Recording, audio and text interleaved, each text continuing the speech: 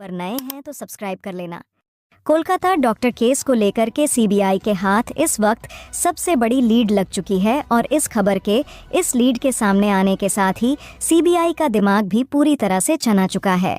CBI को सबसे अहम इस पूरे वारदात, इस पूरी दरिंदगी का वीडियो मिलने के साथ इस मामले का चश्मदीद गवाह सीबीआई के हाथों लग चुका है, जिसने इस पूरे मामलों को आंखों देखा बताते हुए एक के बाद एक सभी चीज़ों से पर्दा उठा दिया है।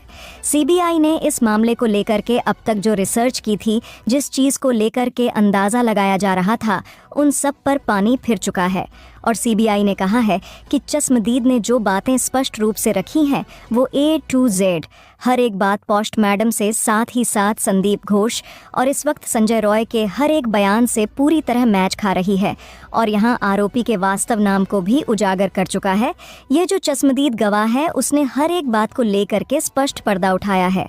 उसने यहाँ तक बता दिया है कि किसने उस दिन डॉक्टर बिटिया की टांगों को तोड़ा था, किसने आंखों को घूंसा था और किसने गला दबाया था और उस पूरे घिनौने कृत्य को किन किन लोगों ने इस वारदात को अंजाम दिया था।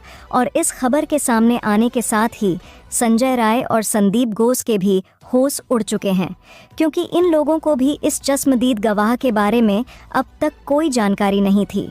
उन्हें लग रहा था कि जो सीवीसी में कैद हुआ है, जो वीडियो फुटेज उन्होंने अपने फ़ोन में रिकॉर्ड किया था, उसके अलावा इस पूरे वारदात का कोई आंखों देखा सबूत नहीं है। लेकिन इस गवाह के सामने आने के साथ ही ये पूरा मामला पलटता हुआ दिखाई दे रहा है और अब उस गवाह ने जिस आरोपी की तरफ इशारा किया है, उसके सुनने के बाद सीबीआई भी भौचक्की रह चुकी है, क्योंकि इस पूरे मामले में आरोपी संजय रॉय और संदीप घोष दोनों ही नहीं हैं। जी हाँ, इस मामले में आरोपी कोई और ही है। इन दोनों को इस मामले में आगे खड़ा करके सबसे अहम जो इस पूरे कोलकाता केस का इंसान था वो छिप रहा था और अब इस बारे में लेकर के जो खबर सामने आई है, उसके बाद संदीप घोष के भी खोज तोते उड़ चुके हैं। क्या है इस वक्त पूरी खबर? क्या इस पूरे मामले को लेकर के वीडियो सामने लग चुकी है और क्या उस चश्मदीद गवाह ने पूरी बात बताई है? एक एक करके आपको इस पूरी वीडियो में आगे जानकारी मिलने वाली है। जो अब तक दरिंदगी सामने आई थी, वो दरिंदगी वास्तव में थी ही नहीं। जो किया गया था वो उससे कहीं ज़्यादा भयावह बताया गया है। उस चश्मदीद की तरफ से जो सुनने के बाद आपके पैरों तले से भी ज़मीन खुश्क जाएगी और आप अब तक जिसे गुनाहगार नहीं समझा जा रहा था, वास्तव में इस पूरे मामले में इन्हीं में से एक सबसे अहम गुनहगार सामने आ चुका है। और इसके लिंक जो हैं वो ऐसी जगह से सामने आ चुके हैं कि सीबीआई भी सकते में आ चुकी है कि अब इस मामले में आखिर क्या कदम उसे उठाना चाहिए। बताएंगे आपको पूरी जानकारी इस वीडियो में इस केस को लेकर के मिलने वाली है, जो अब तक किसी भी वीडियो में न बताई गई है, ना ही किसी ने अब तक इस बारे में जानकारी ऐसी दी थी।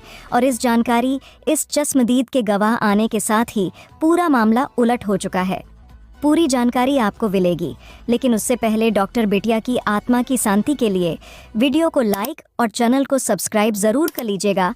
और हाँ, बिटिया की आत्मा की शांति के लिए कम से कम कमेंट बॉक्स में RIP रिप ज़रूर लिखेगा और यह भी लिखेगा कि आप इस पूरे मामले में आप डॉक्टर बिटिया को न्याय दिलाने के लिए साथ हैं, ताकि यह उन नुमाइंदर को भी पता चले जो इस मामले में अभी भी सबसे अहम आरोपी को बचाने की कोशिश में लगे हुए हैं। उन तक भी यह बात पहुंचनी चाहिए कि उन्हें बचाने वालों से ज़्यादा उन्हें सज़ा दिलाने वालों की तादाद है और यह चीज़ बेहद ज़रूरी हो चुकी है, क्योंकि अगर आज हम इस मामले को लेकर के अपनी आवाज़ नहीं उठाते हैं तो वास्तव में हम खुद भी इस मामले में गुनहगार हैं।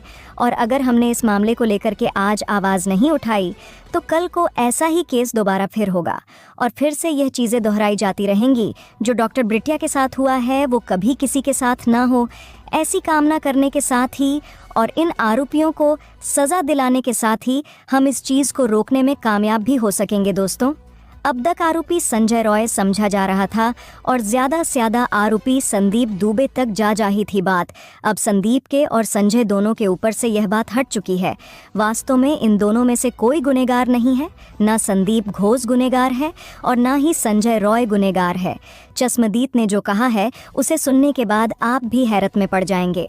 संदीप घोष और संजय रास रॉय वो नुमाइंदे हैं जिन्हें करोड़ों रुपए की लालच देकर के जिनसे झूठ बलवाया जा रहा था और वो लगातार इस मामले को दूसरी दिशा दे रहे थे। संजय रॉय इस पूरे मामले में शामिल था। जी हाँ, आपको जान करके हैरानी होगी कि इस पूरे मामले, पूरे वारदात के समय भी संजय रॉय हॉस्पिटल में मौजूद था और संदीप घोष भी उस वक्त हॉस्पिटल में मौजूद था।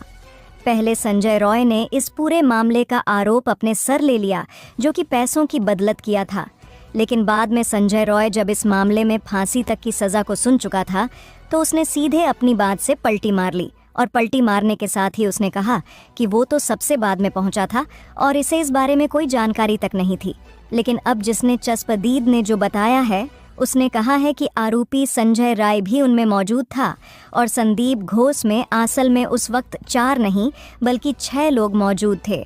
उस कमरे में जब पूरी वारदात को अंजाम दिया गया था, तो संदीप घोष और सनौ राय, इन दोनों ने अपने आप को इस पूरे वाकया से अलग करने के लिए सिर्फ 4 लोगों का जिक्र किया था।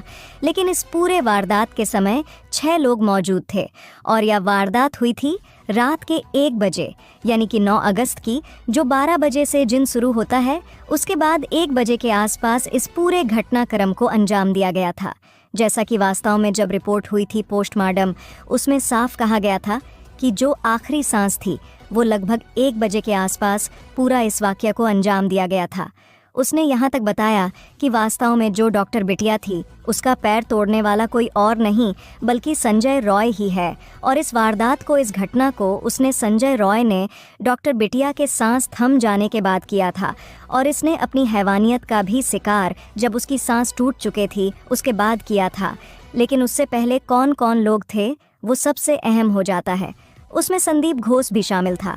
जी हाँ, उसकी मुझ पर घूंसा मारने वाला, उसकी आंखों को फोड़ने की कोशिश करने वाला कोई और नहीं बल्कि उसी आरजेकर कॉलेज का प्रिंसिपल संदीप घोष था। और यहाँ पर 3 और लोग मौजूद थे जो इस पूरी जड़िंदगी के समय वहाँ मौजूद थे। और चौथा, एक सबसे अहम, जो कि इस मामले का चश्मदीद था और जिसके बारे में कोई जानकारी किसी को भी नहीं था, वो था वहाँ का स्वीपर। उस स्वीपर ने यह बात का जिक्र करते हुए बताया है कि उस दिन सेमिनार हॉल सहित पूरे हॉस्पिटल में जब सफाई करने के बाद लगभग 8 बजा हुआ रहा होगा, वो सेमिनार हॉल में जाकर के सो गया था। और जब सेमिनार हॉल में यह पूरी वारदात को अंजाम दिया जा रहा था, तब वो वहीं पर मौजूद था। पहले उसकी नींद नहीं छूट उठी, लेकिन जब डॉक्टर बिटिया की चीखें उसके कानों तक पहुंची तो वो वहां पर मौजूद था और उस वक्त उसकी आंखें खुली। जो उसके सामने आंखों के घटनाक्रम हुआ, उसे देखने के बाद उसने खुद बताया कि उसकी आंखें खुद भी फटी की फटी रह गईं। लेकिन उसने यहाँ कहा कि अगर मैं वहाँ उस वक्त ज़रा सा भी बोल देता तो शायद वह मेरा भी आखिरी दिन होता, क्योंकि वहाँ जो लोग मौजूद थे वह कोई आम नहीं बल्कि इस कोलकाता के कई बड़े रसूखद लोग हैं और उनका इस केस से संबंध भी सीधा है। उसने अब एक एक बात करके, जो चश्मदीद गवाह है, उसने बात सामने रख दी है, जबकि वह एक लंबे समय से यारजेकर कॉलेज का स्वीपर था। वहाँ साफ सफाई का काम करता था। इस वजह से उसे काफ़ी कुछ पहले से ज़रूर पता था। उसने कहा था, उसने बताया, या इस पूरे मामले में कुछ और नहीं बल्कि यह सब कुछ बदले की भावना और इस एक बड़े मामले को दबाने के लिए किया गया था। उसने बताया है कि आरजेकर कॉलेज के ऊपर जो ये अब तक आरोप लग रहे थे, वास्तव में वो सच आरोप है। यानी कि आरजेकर कॉलेज में जो अंगों की तस्करी को लेकर के, जो ड्रग्स की स्मगलिंग और महिलाओं के यौन उत्पीड़न और यहाँ तक कि कई महिलाओं के यौन उत्पीड़न की वीडियो शूट की भी बातें थीं, वो पूरी तरह से सच है। और इन बातों की और इस चीज़ की भनक डॉक्टर बिट्चा को लग चुकी थी लगभग 2 महीने पहले। और इसी वजह से जहाँ के प्रिंसिपल सहित जो अहम गुनहगार थे वो असहज महसूस कर रहे थे। उन्हें डर था कि अगर डॉक्टर बिटिया ने इस मामले को आगे सिस्टम को तैयार करके रखा है, वो ख़त्म हो जाएगा।